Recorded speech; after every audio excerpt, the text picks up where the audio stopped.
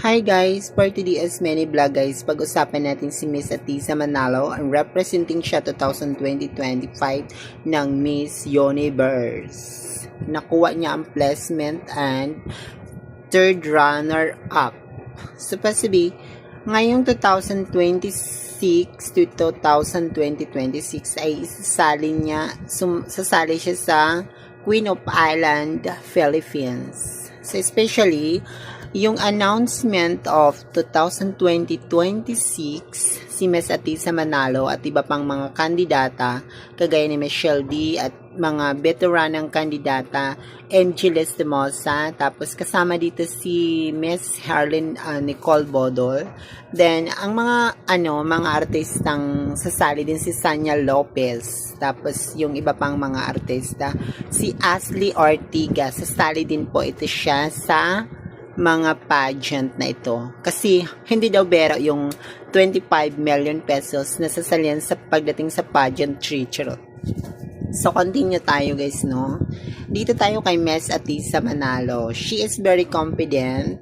Tapos I think meron siyang ibubuga pagdating sa pageant kasi kilala siya bilang isang international pageantera. Supposed to be marami siyang Songket Award like fashion or pasarela sa mga controversies na mga vlogs niya, no?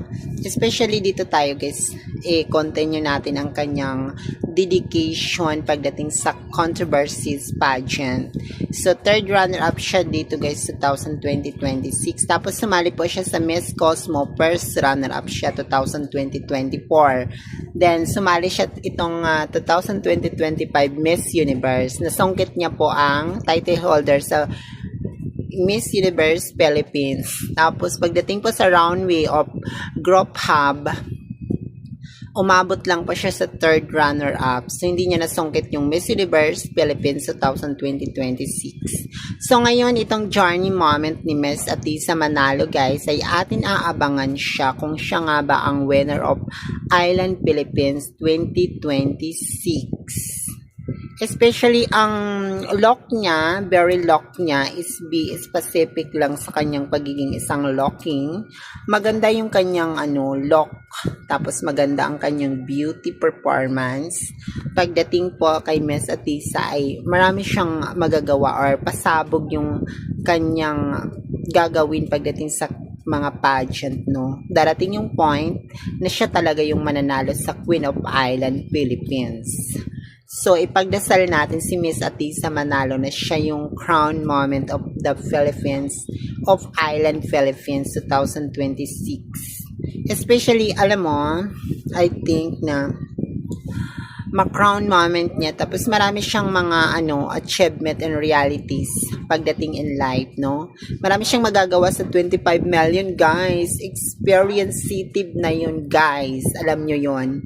Maganda at magaling ang mga ito. Kasi, alam mo, pagdating sa ganitong pageant ay poksaan talaga sila sa ganda nila. So, meron silang mga kanya-kanyang potentialists or kanya-kanya nilang gagawin ang kanilang dito kasi makikipagplastikan na lang din sila dito sa mga kandidata na iba. So, ang gagawin na lang din nila dito ay focus sila sa kanilang talent person and kanilang pagrampa or pagsali sa kanilang ganitong patimpalakshes. Actually, that's the moment in life na makuha niya ang corona. Hinahangaan din siya bilang isang ambassadress, modeling, artist. Sumali din siya guys sa Encantadia. No, napanood natin siya sa Encantadia. So, dito tayo guys, continuation about the third runner-up, si Miss Atisa Manalo. Announcement pa siya sa Queen of Island 2020-26. So, malapit na po siyang mapanood, guys. Labanan po itong mga magagandang dilag na ito, guys, pagdating sa kanilang pasarela, movement, ganda. Hindi lang ganda, dapat meron kang ring of light. Matalino, at mayroon kang diskarte pagdating sa Q&A. Kasi binabase nila doon yung performance mo, how to educate your life. Dapat mayroon kang alam sa pagsagot ng yung Q&A portion of life. O karapat dapat ka nga bang manalo bilang isang Queen of Island, how to handle it. Kung paano mo is encourage in life yung character mo pagdating sa pageant, is that the most important to have to learn more and learn about yourself. So dito tayo guys, no, how to look the Atisa Manalo, para siyang angel na bumaba galing sa langit. Kasi how to beauty standard ang kanyang beauty performance dito guys. Medyo siya, medyo may kahawig siyang isang beauty queen na si Catriona Gray. So thank you so much sa suporta and many vlog.